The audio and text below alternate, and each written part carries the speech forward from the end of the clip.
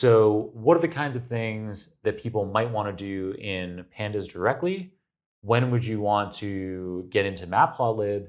And then in what situations should you be considering using these relatively advanced plotting techniques in Seaborn?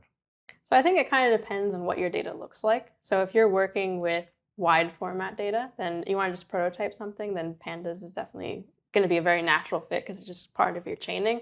No need to reshape the data.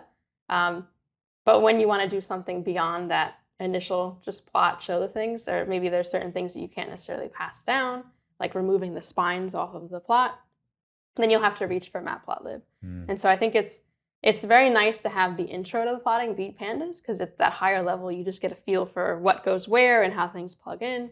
And then you can go into Matplotlib and see exactly how things are happening under the hood and where you can plug in or where you can tweak and refine what you're looking for. And then Seaborn, if you have, instead of the wide format data, the long format data or some kind of mix. So very good example, and one where I will typically reach for Seaborn quickly, is if you have a column that maybe you want to color the data by. That's going to be very painful in Pandas because you have to reshape everything and it might not actually necessarily be that easy to do for what the visualization you're going for. And Seaborn makes that very easy. One of the examples I actually have in my data visualization workshop is we take Stack Overflow questions that were tagged with a set of data libraries in Python. And we show their growth in the questions that are tagged like that over time.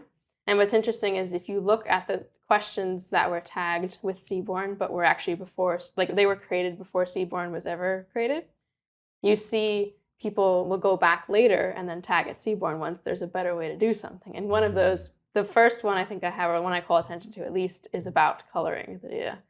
So you can find some pretty nasty looking code that you'll have to do and looping just to get it in Matplotlib. And it becomes a trivial one-liner in Seaborn.